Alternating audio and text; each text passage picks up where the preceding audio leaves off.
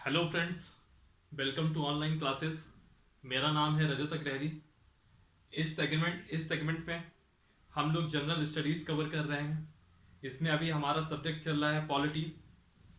Polity में हमने सबसे पहले प्रस्तावना को देखा, प्रस्तावना कंप्लीट की।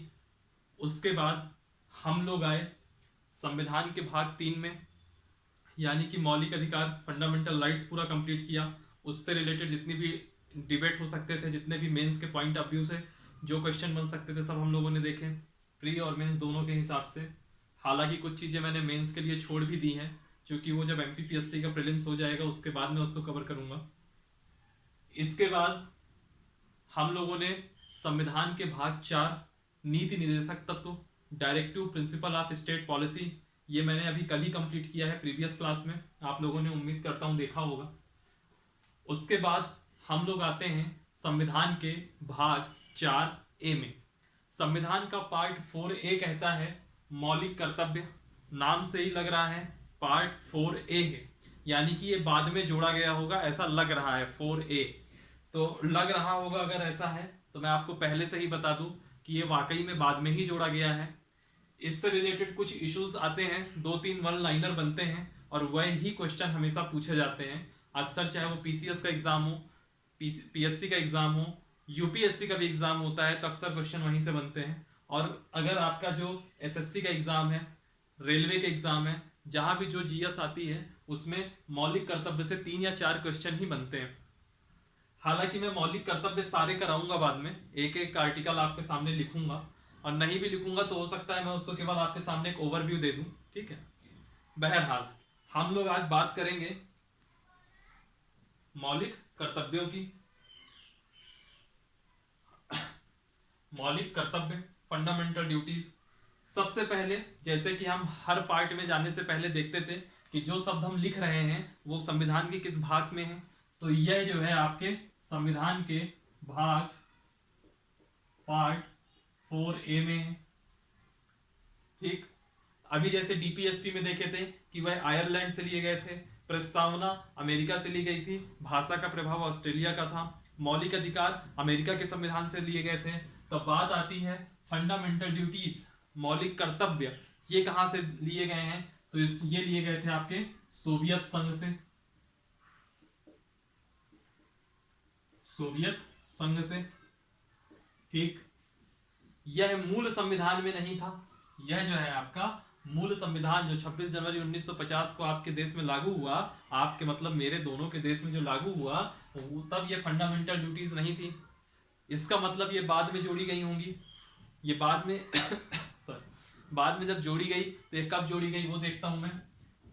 42वां संविधान संशोधन हुआ था, 42nd कॉन्स्टिट्यूशनल अमेंडमेंट, और इसी समय मौलिक कर्तव्यों को, फंडामेंटल ड्यूटीज को मौलिक कर्तव्य जोड़े गए, ठीक। और ये ऐसे नहीं जोड़े गए, एक समिति बनी थी, स्वर्ण सिंह समिति।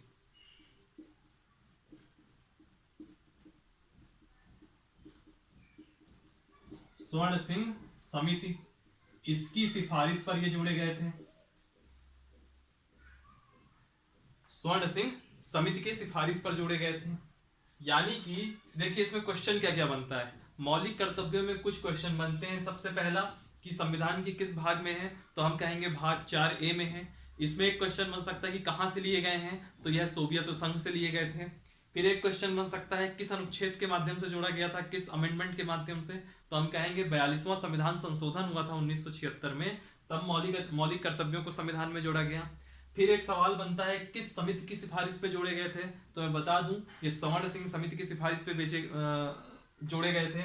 और एक चीज और, ये जो स्वर्ण सिंह समिति की सिफारिश है, ये स्वर्ण सिंह समिति इतना इंपॉर्टेंट है, इतना फेवरेट है कि अगर फंडामेंटल ड्यूटीज से आप डिफरेंट पेपर में मिला करके अगर आज तक आप कहोगे कि इससे 20 बार भर क्वेश्चन पूछे गए हैं, तो 20 बार में कोई बड़ी बात नहीं होगी कि कम से कम 10 बार केवल इस समिति के नाम पे क्वेश्चन पूछ लिया गया हो कि किस समिति के सिफारिश पर इसको जोड़ा गया। तो मैं उम्मीद करता हूं भाग 4A सोवियत संघ से लिए गए हैं, 42वां संविधान संशोधन 1976 में जोड़े गए थे और स्वर्ण सिंह समिति के सिफारिश पे जोड़े गए थे। यह सब आपको अभी याद हो गया होगा। मैं इसी उम्मीद के साथ अब आगे इसको कंटिन्यू करता हूं। कुछ चीजें और देखिए, 42वें संविधान संशोधन में भी जब मौलिक कर्तव्यों को जोड़ा गया था तब इसमें जो है भाग 4A बनाया गया पहले 42वें संविधान संशोधन 1976 में। भाग 4A के बाद आप लोग याद करिए डीपीएसपी आर्टिकल 36 से लेकर आर्टिकल 51 तक है डीपीएसपी। अब आर्टिकल 51 के बाद भाग 4 खत्म हो जाता था और उसके बाद भाग 4A चालू किया गया, यानी कि आर्टिकल 51 के बाद ही कुछ ना कुछ संशोधन किया होगा, वही मौलिक कर्तव्य जोड़े गए होंगे। तो अनुच्छेद या आर्टिकल 51A ये जोड़ा गया। और याद रखिएगा ये 51A एक फ्री आर्टिकल है, ये ऐसा नहीं है कि 51 क्लॉज ए बोल दीजिएगा, 51A आपका फ्री आर्टिकल है। अब इस 51A के अंतर्गत कई सारे आर्टिकल थे, जैसे 51A sub clause A, 51A sub clause B, 51A sub clause C, ऐसे कर करके यह आपके 51A सब क्लॉज जे तक, यानी कि मूल संविधान जब 42वां अमेंडमेंट हुआ था 1976 था, तब जो है टोटल 10 फंडामेंटल ड्यूटीज जोड़ी गई थी। 51A क्लॉज ए से लेकर के 51A क्लॉज जे तक आप गिन भी सकते हैं, ABCDEFGHIJ टोटल 10 आर्टिकल होते हैं। यह 10 आर्टिकल जोड़े गए 42वें संविधान संशोधन 1976 में, यानी कि जब यह स्वर्ण सिंह समिति की सिफारिश पर मौलिक कर्तव्य जोड़े गए तब हमारे संविधान में कुल 10 मौलिक कर्तव्य थे। ठीक 1976 की बात कर रहा हूं मैं अभी। फिर एक और जोड़ा गया, यह जोड़ा गया 86वें संविधान संशोधन 2002 में, और इसका नाम था 51A सब क्लॉज के। 51A सब क्लॉज के, सॉरी फॉर बैकग्राउंड नॉइस, और उम्मीद करता हूं 1 मिनट में वो अभी बंद हो जाएगा। 51A सब क्लॉज के, और 51A सब क्लॉज के किस अमेंडमेंट से जोड़ा गया था? 86वां संविधान संशोधन 2002 से। 86वें संविधान संशोधन 2002 से ये 51A सब क्लॉज के जोड़ा गया। और यह जो मौलिक कर्तव्य था यह किस नंबर का था? 11वां मौलिक कर्तव्य था। यानी कि पहले तो मौलिक कर्तव्य थे ही नहीं, फिर स्वर्ण सिंह समिति की सिफारिश में 42वें संविधान संशोधन से मौलिक कर्तव्य जोड़े गए 1976 में। जब जोड़े गए तब 10 मौलिक कर्तव्य थे। 10 मौलिक कर्तव्य जो चालू हुए 51A सब क्लॉज ए से 51A क्लॉज ए से 51A क्लॉज जे तक हुआ। फिर उसके बाद 51A क्लॉज के 86वां अमेंडमेंट हुआ था कॉन्स्टिट्यूशन में 2002 में, तब ये 11वां मौलिक कर्तव्य जोड़ा गया। यानी कि जो आज की स्थिति है, आज कुल 11 मौलिक कर्तव्य हैं हमारे संविधान में। ठीक, और यह 11 के 11 मौलिक कर्तव्य अक्सर आप लोगों ने अपनी एनसीईआरटी के समय की किताबों में देखा होगा। ठीक है, आइए एक एक करके हम इन मौलिक कर्तव्यों को देखें कि है कौन कौन से। मेनली जो क्वेश्चन बनते हैं फंडामेंटल ड्यूटीज में, जो मैंने अभी तक आपके कराए हैं, मेनली क्वेश्चन यहीं तक बन जाते हैं, इसके आगे क्वेश्चन नहीं जाते हैं। जनरली क्वेश्चन यहीं तक आते हैं, लेकिन मान लीजिए कभी एग्जामिनर ने कुछ ज्यादा टफ क्वेश्चन रख दिया तो उस कंडीशन में कई बार ये हो जाता है कि निम्न में से चार ऑप्शन दिए रहेंगे, या तो ये कहने को कह दिया जाएगा कि इनमें से कौन मौलिक कर्तव्य है, या तो फिर ये आ जाएगा कौन मौलिक कर्तव्य नहीं है। ठीक है, तो आइए हम देखते हैं आगे की क्लास में कि कौन मौलिक कर्तव्य है और कौन मौलिक कर्तव्य नहीं है। उसके लिए हम सारे के सारे 11 जो है हम आर्टिकल पढ़ेंगे 51A क्लॉज ए से लेकर के 51A क्लॉज के तक। ठीक है, आप लोगों का टाइम ना वेस्ट हो तो मैं 1 मिनट के लिए इस वीडियो को पॉज करता हूं और ये पूरे के पूरे आर्टिकल आपके सामने लिख देता हूं और फिर वीडियो कंटिन्यू करता हूं, ताकि आप लोगों का टाइम ज्यादा वेस्ट ना हो।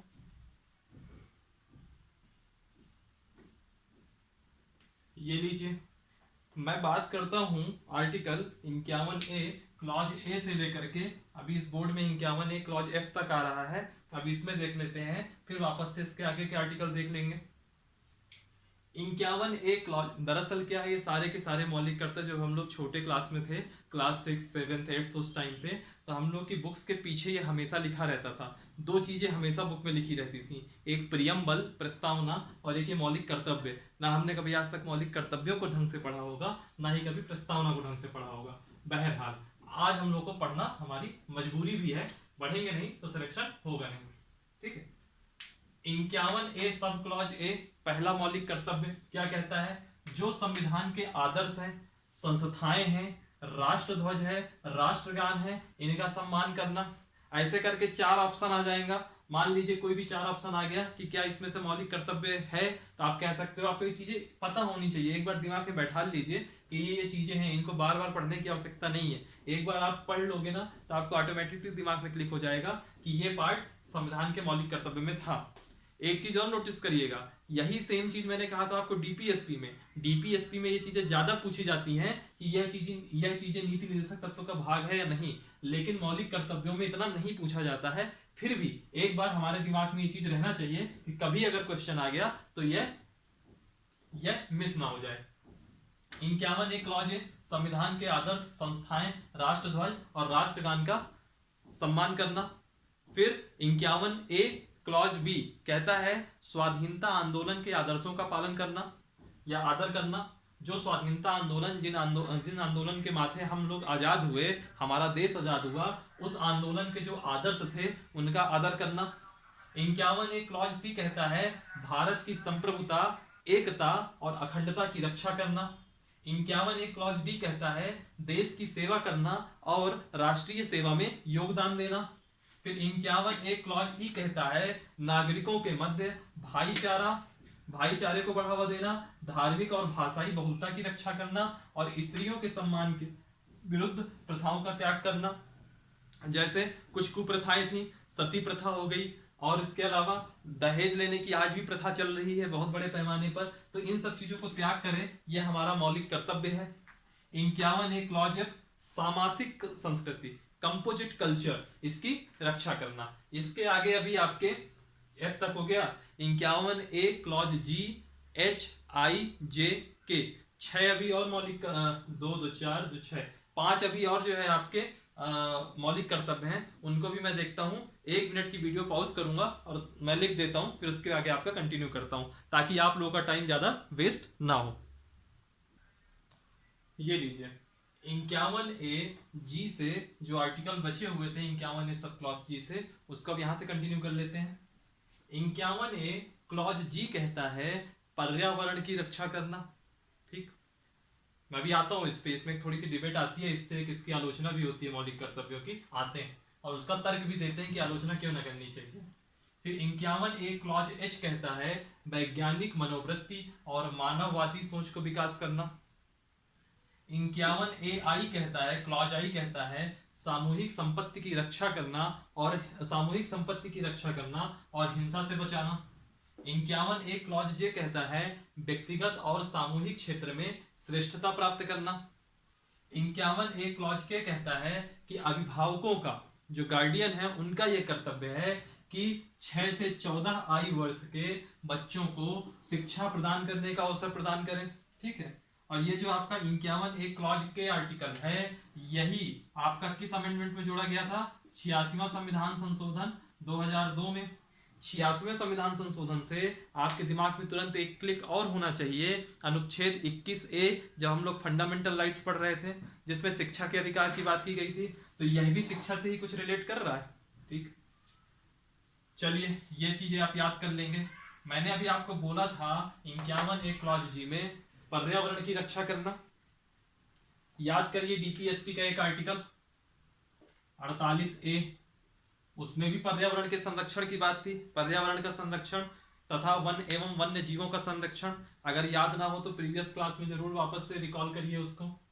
ठीक है, तो ये कहा गया कि मौलिक कर्तव्यों में दोहराव है, यानी कि यहां पे भी पर्यावरण की बात कर दी गई। आर्टिकल 48A में पहले ही बात की जा चुकी थी, तो बताइए क्या कहा जाए इसको, मतलब दोहराव दिखता है 48A और इसमें। कहा गया कि जो 48A में है पर्यावरण का संरक्षण करना, वह डीपीएसपी के माध्यम से राज्य को दिया गया निर्देश है, वो राज्य की रिस्पॉन्सिबिलिटी है कि पर्यावरण का संरक्षण करें। और यहां पे जो पर्यावरण की रक्षा करने की बात की गई है, यह सिटीजन्स यानी कि नागरिक का कर्तव्य है। तो ऐसे हम इस पे तर्क देंगे। फिर ये हुआ, बस इतना ही है फंडामेंटल ड्यूटीज में, इससे अलावा कुछ नहीं है।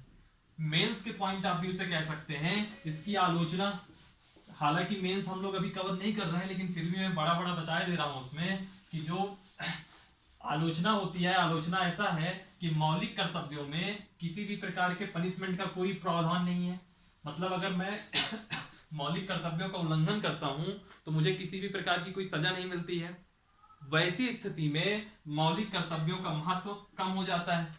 दूसरा, मौलिक कर्तव्यों में दोहराव दिखता है, यही 48 है और इस 51 क्लॉज जी के आर्टिकल को ही लेकर के हम देख सकते हैं। तीसरी चीज, इसमें बहुत सारी ऐसी चीजें हैं, बहुत सारी महत्वपूर्ण चीजें हैं, जो बहुत सारे महत्वपूर्ण कर्तव्य होने चाहिए थे नागरिकों के, वो इसमें शामिल नहीं किए गए। जिसमें से सबसे महत्वपूर्ण कर्तव्य है कर देना, टैक्स देना। तो ऐसे करके आपके इसमें इश्यूज आएंगे। ठीक है, हो गया।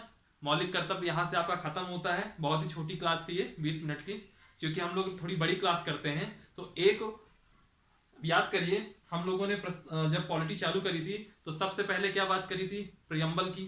प्रियम्बल को खत्म करने के बाद हम लोग पार्ट 3 में आ गए, मौलिक अधिकार। फिर पार्ट 4 डीपीएसपी खत्म किए, पार्ट 4A फंडामेंटल ड्यूटीज खत्म किए, बीच में एक पार्ट 1 और एक पार्ट 2, ये दो चीजें छूट गई। तो हम लोग आज क्या करते हैं, क्योंकि ये क्लास छोटी थी तो इसी के साथ एडजस्ट करके जो संविधान का भाग 1 है, क्या नाम है उसका, संघ और राज्य क्षेत्र। संघ और राज्य क्षेत्र, union and it's territory, union and it's territory, संघ और राज्य क्षेत्र, इसकी बात करते हैं। इसमें कुल 4 आर्टिकल होंगे, अनुच्छेद 1 से लेकर के अनुच्छेद 4 तक। इन्हीं 4 आर्टिकल की बात करेंगे और आज की क्लास का हम द एंड करेंगे। इनसे कई बार क्वेश्चन आ जाता है, हालांकि कुछ पॉइंट है इसके जो बहुत ज्वलंत मुद्दे बन जाते हैं, बताता हूं कैसे। अभी भी हमारे एमपी में एक इशू बन रहा है कि क्यों ना यहां से बिंद प्रांत अलग कर दो, बिंद में ऐसी राजनीति चल रही है। यूपी में बहुत दिन से राजनीति चल रही है, बुंदेलखंड अलग करो, ये पश्चिमी उत्तर प्रदेश अलग करो, ऐसे करके चलता रहता है। ये सब चीजें चलती रहती हैं। लेकिन राजनीति तो चल रही है, लेकिन इस राजनीति के पीछे जो मुद्दे खड़े होते हैं कि मान लीजिए नया राज्य बनाना है तो कैसे बनाएंगे, कैसे प्रोसीडिंग होगी, यह सब चीजें हम लोगों को पता होनी चाहिए। हालांकि हमको राज्य नहीं बनाना, लेकिन कैसे बनता है यह पता होना चाहिए, क्योंकि इसी से क्वेश्चन आते हैं। इसी में हम बात करेंगे अनुच्छेद 3 की, वहां पे इस बात का हम अच्छे से डिस्कस करेंगे। चलिए, हाँ, तो मैं बता रहा था, एक हमारा भाग 1 रह गया और एक हमारा भाग 2 नागरिकता रह गई। भाग 2 में आपके आर्टिकल 5 से लेकर के आर्टिकल 11 तक आते हैं, और भी उसमें कई सारे अलग अलग इश्यूज हैं। तो नागरिकता की एक अलग से क्लास लेनी पड़ेगी, नागरिकता की क्लास अलग लगेगी। आज हम लोग संघ और राज्य क्षेत्र खत्म करेंगे, और इसके बाद जो कल की क्लास आएगी वो आएगी संविधान के भाग 5, यानी कि केंद्र, यानी कि हम राष्ट्रपति वगैरह कल से देखना चालू करेंगे। आज चूंकि फंडामेंटल ड्यूटीज की सिर्फ 20 मिनट की क्लास थी, तो बचे हुए टाइम में संघ और राज्य क्षेत्र को हम लोग खत्म कर लेते हैं। सबसे पहले अनुच्छेद 1 की बात करते हैं। अनुच्छेद 1 क्या कहता है? अनुच्छेद 1 कहता है इंडिया यानी कि भारत राज्यों का एक संघ होगा। इंडिया यानी कि भारत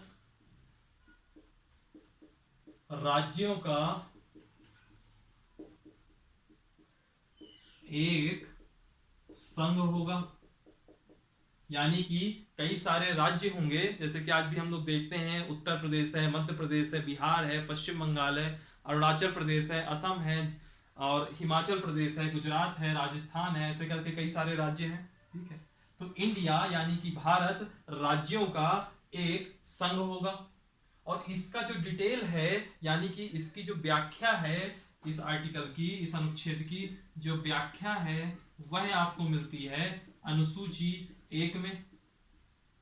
एक क्लास हम लोग और बनाएंगे जिसमें 12 की 12 अनुसूची पहले तो हम ये डिस्कस करेंगे मूल संविधान में 8 अनुसूचियां थी, आज की डेट में कितनी अनुसूची हो गई हैं, वो अनुसूचियां कब और कब जोड़ी गई और हर अनुसूची में क्या क्या है, इसकी एक पूरी क्लास लेंगे। ज़्यादा लंबी क्लास नहीं रहेगी, वो रहेगी 10-15 मिनट की, लेकिन वो क्या होता है आप लोगों को रिकॉल करने के लिए वो छोटी क्लास ज़्यादा अच्छी रहती है।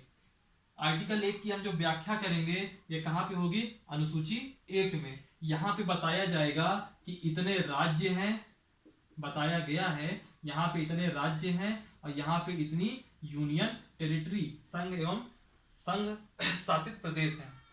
आप लोगों का एक होमवर्क है, आप लोगों का एक होमवर्क है कि जम्मू कश्मीर के प्रकरण के बाद, तो जम्मू कश्मीर जब एक 2 यूनियन टेरिटरी में बदल गया, जम्मू कश्मीर अलग और लद्दाख का पोर्शन अलग हो गया यूनियन टेरिटरीज में, यानी कि एक स्टेट भी कम हो गया।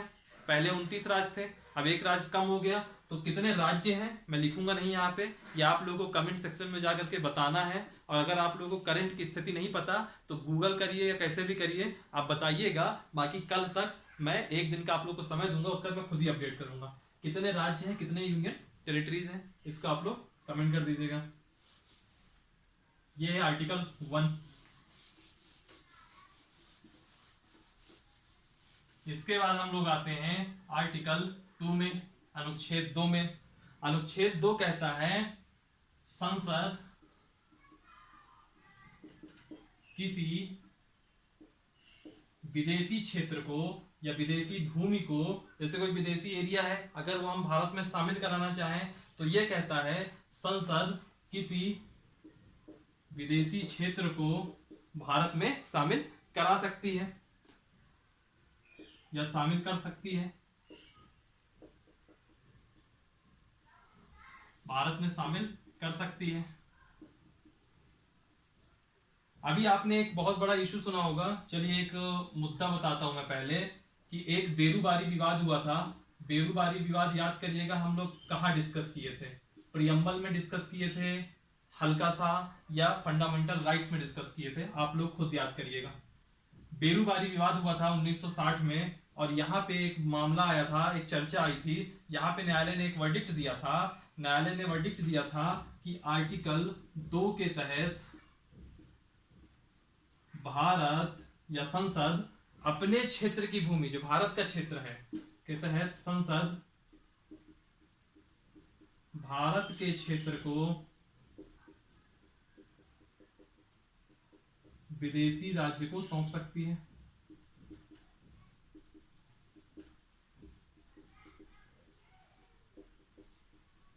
विदेशी राज्य को सौंप सकती है। सुनिए, पहले यह था मूल संविधान में कि कोई विदेशी क्षेत्र को भारत में शामिल किया जा सकता है, ठीक। अगर मान लीजिए कभी ऐसी परिस्थिति हो गई कि हमको अपने राज्य का कुछ हिस्सा किसी दूसरे देश को देना पड़ रहा है, तो उसका प्रावधान नहीं था। बेरूबारी विवाद हुआ 1960 में, तब अनुच्छेद 2 के तहत न्यायालय ने टिप्पणी करी कि भारत के क्षेत्र को भी संसद अगर चाहे विदेशी राज्य को सौंपना तो वह कर सकती है, इसी आर्टिकल 2 के अंतर्गत। अब मैं बताता हूं इसका बेनिफिट या कहूं या जो भी कहिए आप, कि इसका क्या प्रभाव पड़ा आज के करंट के मुद्दे में। एक संविधान संशोधन हुआ था, 100वां संविधान संशोधन, ये अभी हाल ही का है, कोई बहुत पुरानी बात नहीं है, 2015 की है, मोदी जी जब प्रधानमंत्री बने थे तब की बात है, 2015। ये संशोधन संबंधित था भारत बांग्लादेश सीमा समझौता से।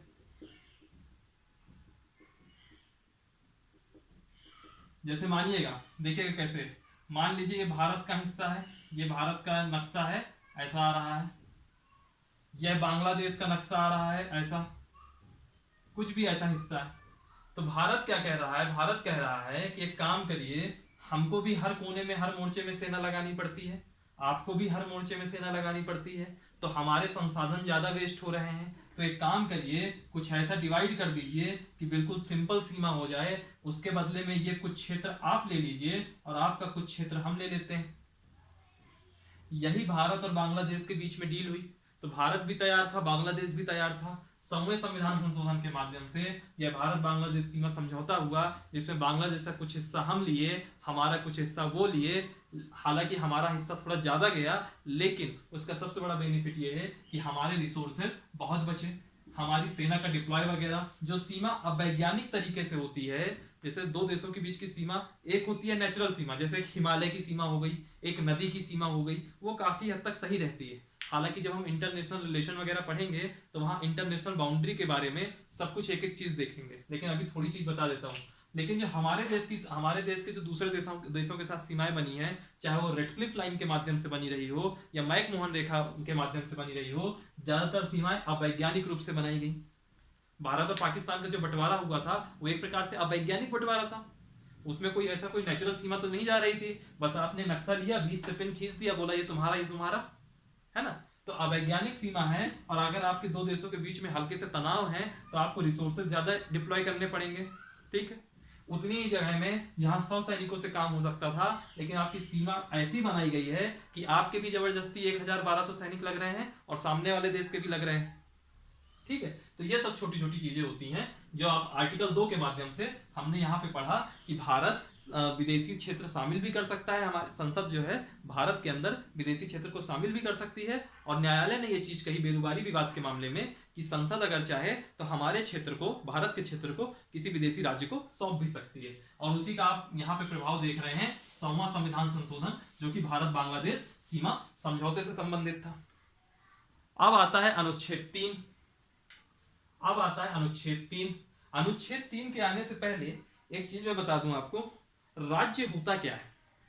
राज्य अक्सर आप सुनते होंगे राज्य, यहाँ राज्य उत्तर प्रदेश की बात नहीं हो रही है, राज्य मध्य प्रदेश की बात नहीं हो रही है। मान लीजिए मैं भारत की ही बात कर रहा हूं, ठीक है। मैं इस भारत को एक देश क्यों मानूं, भारत के पास ऐसी क्या क्या चीजें हों जिसके माध्यम से मैं कह सकूं कि भारत एक राज्य है या एक स्टेट बन गया। कैसे बन गया, कुछ तो कुछ हो गए ना, कुछ आधार तो होने चाहिए ना, वरना इस तरह तो कल के दिन मैं कह दूं ये भी एक देश है, ये भी एक देश है, ऐसे नहीं होता। कुछ आधार हैं। आधार क्या है, आज हम उनकी बात करते हैं। सबसे पहले, ये हालांकि यहाँ का इशू नहीं है, लेकिन थोड़ी थोड़ी चीजें हैं जो पता होनी चाहिए, छोटी छोटी चीजें। एक होता है लैंड, यानी कि भूमि। एक राज्य बनने के लिए, एक देश बनने के लिए सबसे बेसिक रिक्वायरमेंट में बता रहा हूं, पहली है आपकी भूमि, दूसरी है आपकी रिक्वायरमेंट पॉपुलेशन, यानी कि जनसंख्या, वहां पे व्यक्ति भी हो, ठीक। तीसरी है आपकी सरकार, यानी कि एक गवर्नमेंट हो, और चौथी है आपकी संप्रभुता, यानी कि सॉवरेनिटी। ये चार चीजें ऐसी हैं, जब तक नहीं होंगी तब तक आपके राज्य की संकल्पना बेकार है। तो राज्य के होने के जो चार प्रमुख आधार हैं वो ये आपके सामने लिखे हुए हैं। क्योंकि संघ और राज्य क्षेत्र करके शब्द आया था, हालांकि ये आपको इंटरनल सिक्योरिटी वगैरह में या फिर इंटरनेशनल रिलेशन में समझना चाहिए, लेकिन चलिए मैंने आपको यही कंप्लीट करा दिया। ये बहुत बेसिक चीज है, ठीक। अब सवाल आता है आर्टिकल 3 में, अनुच्छेद 3। यही मैं इस आर्टिकल, ये भाग 1 का सबसे महत्वपूर्ण आर्टिकल अगर कोई है तो वह आर्टिकल 2 और आर्टिकल 3 थे। आर्टिकल 2 हमने पढ़ लिया, अब आर्टिकल 3 देखते हैं। हालांकि आर्टिकल 1 भी पता होना चाहिए, कई बार अगर सिंपल क्वेश्चन पूछना है तो आर्टिकल 1 से ले लेता है। आर्टिकल 3 कहता है नए राज्य का निर्माण। अगर आपको नया राज्य बनाना है तो आर्टिकल 3 में जाइए, इसमें प्रावधान दिए हुए हैं। यानी कि संसद किसी, आर्टिकल 3 के अनुसार संसद किसी भी राज्य का, सुनिएगा, इस आर्टिकल 3 के अनुसार संसद किसी भी राज्य का नाम, जैसे अगर हमको नाम पश्चिम बंगाल का नाम बदल के बंगाल करना है तो यह संसद ही करेगी। नाम, क्षेत्रफल, मान लीजिए आज हमारा क्षेत्रफल इतना है, कुछ हिस्सा किसी और राज्य को सौंपना है, मान लीजिए पड़ोसी राज्य को देना है, तो वह क्षेत्रफल भी दे सकती है संसद। प्रोसीजर क्या है अभी हम देखेंगे, बस केवल अभी ये देखिए, ठीक है। नाम, क्षेत्रफल, सीमा यानी कि बाउंड्री, ठीक है। इतने में आपका आएगा, इतने में हमारा राज्य आएगा। संसद किसी राज्य का नाम, क्षेत्रफल, सीमा में परिवर्तन कर सकती है। और ऐसा कौन सा आर्टिकल पावर देता है, आर्टिकल 3 परिवर्तन कर सकती है। अब समझिए, वापस से रिकॉल करिए तीनों आर्टिकल को। आर्टिकल 1 भारत अर्थात इंडिया राज्यों का एक संघ होगा, आर्टिकल 1 हो गया। आर्टिकल 2, संसद किसी भी विदेशी क्षेत्र को भारत राज्य में शामिल कर सकती है। और उसी में बेरूबारी विवाद हुआ 1960 में, तो न्यायालय ने टिप्पणी करी आर्टिकल 2 के तहत संसद भारत के किसी हिस्से को विदेशी राज्य को सौंप सकता है। उसी से संबंधित था 1वां संविधान संशोधन, भारत बांग्लादेश सीमा समझौता। फिर आते हैं हम लोग आर्टिकल 3। आर्टिकल 3 कहता है नए राज्य का अगर निर्माण करना है, मान लीजिए ये पूरा राज्य है, ये यूपी है। अब मान लीजिए इस यूपी का क्षेत्रफल बदलना है, इतना हिस्सा अलग करना है, इतना हिस्सा अलग करना है, इतना हिस्सा अलग करना है, बाकी का एक राज्य रखना है, मान लीजिए ऐसा करना है, तो ये सब अधिकार किसको है? ये सब अधिकार संसद को है। प्रोसेस क्या होगी अभी मैं आपको बताने जा रहा हूं। प्रोसेस से अक्सर क्वेश्चन आता है। मान लीजिए क्वेश्चन आ गया, राज्य किसी भी राज्य के क्षेत्रफल में बदलाव लाना है, सीमा में बदलाव लाना है या नाम में बदलाव लाना है, तो निम्न में से कौन सी संस्था कर सकती है? पहला ऑप्शन सुप्रीम कोर्ट, सर्वोच्च न्यायालय। दूसरा ऑप्शन उस राज्य की विधानसभा। तीसरा ऑप्शन संसद। चौथा ऑप्शन इनमें से कोई नहीं। तो आप सीधे कहोगे संसद। कौन कौन करेगा? संसद, यानी कि संसद करेगा। प्रोसीजर में अभी आपको बताता हूं। राज्य का नाम बदलना हो, क्षेत्रफल बदलना हो, सीमा बदलना हो, यह तीनों पॉइंट याद रखिएगा, ऐसा ना हो कि आप बाद में भूल जाएं। अब नए राज्य के निर्माण की हम प्रक्रिया में आते हैं कि प्रोसेस क्या है। मान लीजिए आज मुझे ये लग जाए यार यूपी बहुत बड़ा राज्य है एडमिनिस्ट्रेशन के लिहाज से और पॉलिटिकली भी मेरे कुछ मतलब निकल रहे हैं, क्यों ना इसके 2 टुकड़े कर दिए जाए, यूपी को 2 राज्य में कर दिया जाए, या 3 राज्य में कर दिया जाए, या जो अक्सर चर्चा में रहता है 4 राज्य में कर दिया जाए। या हमारे एमपी में अभी करंट में जो थोड़ा बिंद का क्षेत्र है, वहां पॉलिटिकल गर्मी बढ़ी हुई है कि बिंद के क्षेत्र को मध्य प्रदेश से एक अलग करके एक अलग राज्य बनाया जाए। हालांकि होना नहीं है, लेकिन वो अपनी अपनी राजनीति है, पॉलिटिकल गर्मी। तो उस राजनीतिक गर्मी को हम यहां समझते हैं कि आखिर ये प्रोसेस क्या है, ये प्रोसेस क्या है, नया राज्य बनेगा कैसे, नए राज्य का क्षेत्रफल कैसे डिसाइड होगा, या अभी का जो राज्य का क्षेत्रफल है उसको उसमें बदलाव लाना है तो कैसे होगा, बाउंड्री कैसे बदलेगी। देखिएगा इसमें जो प्रक्रिया है मैं ऐसे लिख देता हूं, नए राज्य के निर्माण की प्रक्रिया। ठीक है, पहली चीज क्या है, मान लीजिए एक प्रस्ताव आया कि बुंदेलखंड का क्षेत्र है, इसको अलग करना है, एक अलग राज्य बनाना है। मान लीजिए प्रस्ताव आया, तो प्रस्ताव में क्या होगा, जो प्रस्ताव है वह प्रस्ताव संसद के किसी सदन में पेश किया जाएगा। प्रस्ताव संसद के किसी भी सदन में, किसी सदन में आप पेश कर सकते हैं, किसी सदन में प्रस्तुत किया जाएगा। किसी सदन का मतलब क्या है, हालांकि जब अभी हम संसद पढ़ेंगे तो और अच्छे से देखेंगे। संसद के किसी भी सदन का मतलब क्या है, या तो लोकसभा में या तो राज्यसभा में, जिसमें आपकी इच्छा हो आप प्रस्ताव ले आइए। ठीक है, फिर दूसरा पॉइंट देखिए, एक एक पॉइंट से क्वेश्चन आता है इसमें। दूसरा पॉइंट बहुत इंपॉर्टेंट पॉइंट है, राष्ट्रपति की सिफारिश आवश्यक है। अक्सर पूछ लेता है कि राष्ट्रपति की सिफारिश जरूरी है या नहीं है, तो लिख लीजिए राष्ट्रपति की सिफारिश आवश्यक है नए राज्य के निर्माण के प्रस्ताव के लिए। ठीक, तीसरा पॉइंट आइए, राष्ट्रपति ने सिफारिश दे दी, प्रस्ताव संसद में मान लीजिए लोकसभा में ही आ गया या राज्यसभा, जहां आपकी श्रद्धा हो वहां भेज दीजिए।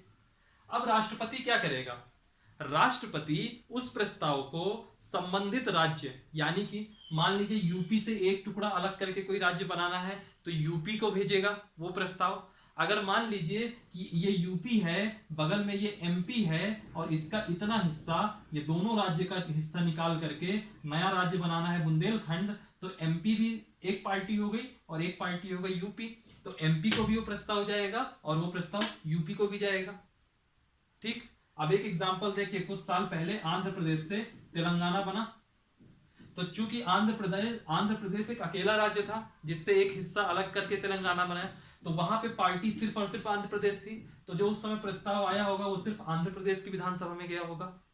ठीक, मान लीजिए पश्चिम बंगाल का नाम बदल के बंगाल करना हो, तो जो प्रस्ताव आएगा तो राष्ट्रपति उस प्रस्ताव को कहां भेजेंगे, बंगाल के पास भेजेंगे, वो यूपी के पास थोड़ी ना आएगा। यानी कि जो पार्टी है, जो संबंधित राज्य है, वहां पे प्रस्ताव जाएंगे।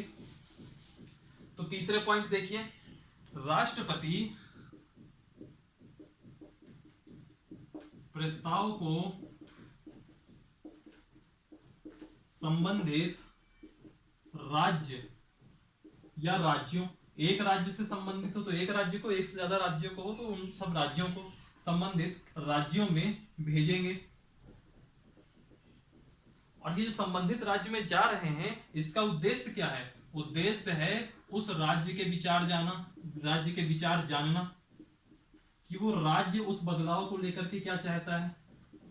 अभी आपको एक चीज में हंसी आएगी कि उस राज्य के विचार क्या हैं, इससे कोई विशेष महत्व तो नहीं रखता ये, ठीक है। और ऐसा नहीं है कि प्रस्ताव यूपी के पास आया तो यूपी बड़ा आराम से 1 साल तक उस प्रस्ताव को रखे हुए, नहीं।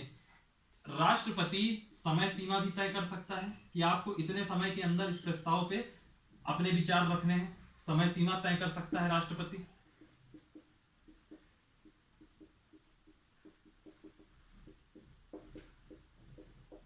ठीक, फिर उस समय सीमा के अंदर वह राज्य जो अपने विचार भेजेगा राष्ट्रपति के पास, वह विचार जो विचार होंगे राज्य के, मैं लिख देता हूं नीचे, राज्य के जो विचार होंगे वह विचार बाध्यकारी नहीं है। संसद यो प्रस्ताव में राष्ट्रपति चाहे या संसद चाहे तो उस प्रस्ताव को, जो नए विचार आ रहे हैं उनको शामिल भी कर सकती है, और नहीं तो उन विचारों को ऐसे बांध करके डस्टबिन में फेंक सकती है। समझ रहे हो? जो राज्य के विचार हैं वह बाध्यकारी नहीं है। ये हर पॉइंट से एक एक क्वेश्चन बनता है। और फिर उसके बाद राष्ट्रपति की सिफारिश से वह प्रस्ताव वापस से कहां जाएगा? सदन में पेश होगा, और सदन में पेश होने के बाद वह पूरा का पूरा साधारण विधेयक की तरह पास होगा। बहुत सारे लोग पूछ रहे होंगे साधारण विधेयक क्या है, तो साधारण विधेयक हम आगे की क्लास में पढ़ेंगे जब संसद की कार्यवाही समझेंगे। फिलहाल में इतना समझ लीजिए, जो ये शुरू के 3 पॉइंट हैं यह बहुत आवश्यक है। चौथा वाला तो फिर भी ठीक है कि साधारण विधेयक क्या है वो मैं आगे समझा दूंगा। ठीक, प्रस्ताव संसद के किसी भी सदन में आएगा, राष्ट्रपति की सिफारिश या राष्ट्रपति की सिफारिश आवश्यक है, फिर राष्ट्रपति की सिफारिश जरूरी है। राष्ट्रपति उस प्रस्ताव को संबंधित राज्य या राज्यों के पास भेजेगा, समय सीमा भी राष्ट्रपति तय कर सकता है, और राज्य के जो विचार हैं वह बाध्यकारी नहीं है। ठीक है, और फिर राष्ट्रपति की अनुमति से या सिफारिश से वह प्रस्ताव सदन में आएगा और साधारण विधेयक की तरह पारित होगा। यह था आपका नए राज्य का निर्माण की प्रक्रिया। मेंस में, ये प्रीलिम्स के हिसाब से हो गया। मेंस में एक क्वेश्चन बनता है कि क्या नए राज्य बनने चाहिए, तो नए राज्य के निर्माण का कुछ एक पक्ष होगा और ये विपक्ष होगा, जो कि अभी हमारे लिए जानना आवश्यक नहीं है। ये हम तब समझेंगे जब हमको इसकी क्लास करनी होगी। फिर एक आर्टिकल है, आर्टिकल 4, बहुत सिंपल आर्टिकल है। सिंपल सी एक बात कह दी ताकि व्यवस्था संचालन में कोई तकलीफ ना हो, कि आर्टिकल 2 और आर्टिकल 3 अनुच्छेद 2, यानी कि वो जो विदेशी जो अपना क्षेत्र को विदेशी राज्य को सौंपना हो या विदेशी राज्य का जो क्षेत्र है अपने भारत में शामिल कराना हो, आर्टिकल 2, और नए राज्य का निर्माण यानी कि आर्टिकल 3। आर्टिकल 2 और आर्टिकल 3 के अंतर्गत इनके अंडर में जो भी कार्य किए गए हों, जो किए गए कार्य हैं वह संविधान संशोधन नहीं माना जाएगा, यानी कि इसको आप साधारण विधेयक की तरह पारित करा सकते हो। इसमें आपको स्पेशल मेजॉरिटी की आवश्यकता नहीं है। आर्टिकल 2 और आर्टिकल 3 के अंतर्गत किए गए कार्य आर्टिकल 368 के संविधान संशोधन का भाग नहीं माना जाएगा। खत्म। आर्टिकल 1 से आर्टिकल 4, इतना ही था, छोटा सा टॉपिक था, इसी के लिए मैंने आज की क्लास सेलेक्ट करी। 2 छोटे टॉपिक थे, डीपीएसपी और संघ और राज्य क्षेत्र, तो दोनों हमने एक साथ कवर कर लिया। ठीक, अब अगली जो पॉलिटी की क्लास आएगी उसमें हम लोग संविधान का भाग 5 देखेंगे, केंद्र संघ का विधानमंडल, जिसमें कि हम राष्ट्रपति से शुरू करेंगे और आर्टिकल 52 से पढ़ना चालू करेंगे। चलिए, आज की क्लास यहीं पे खत्म की जाती है। आप लोग इस वीडियो को लाइक करिए, जो इससे रिलेटेड कोई क्वेश्चन बनता है तो उसको कमेंट करिए, मैं उसका रिप्लाई करूंगा। इस चैनल को सब्सक्राइब करिए, ज़्यादा से ज़्यादा लोगों तक शेयर करिए। और हम लोग का ये शेड्यूल कंफर्म हो गया है, फिक्स हो गया है एक प्रकार से। शेड्यूल में मैं आज थोड़ा सा डिस्कस कर देता हूँ। लगभग 39 मिनट्स की क्लास हुई है, तो 1-2 मिनट का भी शेड्यूल डिस्कस कर देता हूँ। हम लोग सुबह 9 AM में, मॉर्निंग 9 o'clock हम लोग रीजनिंग का एक वीडियो डालेंगे। 12 PM में हम लोग जीएस, ये जो आप अभी आप पढ़ रहे हैं पॉलिटी, और पॉलिटी के बाद जब पॉलिटी खत्म हो जाएगी तो उसके बाद जो कंटिन्यू होंगे, और जो ये वाला बैच होगा 12 o'clock वाला, इसमें थोड़ी सी अच्छी चीजें रहेंगी, यानी कि डिस्क्रिप्शन रहेगा, और इसमें यूपीएससी लेवल तक की चीजें, यूपीएससी लेवल की चीजें कवर की जाएंगी। फिर 3 PM में, 3 PM में हम लोग क्या करेंगे, कुछ ऐसी चीजें जो एग्जाम ओरिएंटेड क्विक क्लासेस होती हैं, जैसे टॉप 20 अवार्ड्स हो गए, या अभी मान लीजिए ज्ञानपीठ अवार्ड आता है, व्यास अवार्ड आता है, ये सब चीज़ों का डिस्कस करना हो, या एक वीडियो बन जाएगा पूरे के पूरे इंडेक्स को लेकर के, तो ऐसी चीज़ें डेली अपलोड होती रहेंगी। फिर शाम को 6 PM में हम लोग अब ला रहे हैं एमपी स्पेशल, सिर्फ एमपी के लिए, एमपी का जीके, एमपी का अफवाह तंत्र, एमपी की हिस्ट्री, ये सब चीज़ें रहेंगी। एमपी की जलवायु, नदियाँ, प्रपात, जलप्रपात, वाटरफॉल वगैरह, ये सब चीज़ें इसमें रहेगी।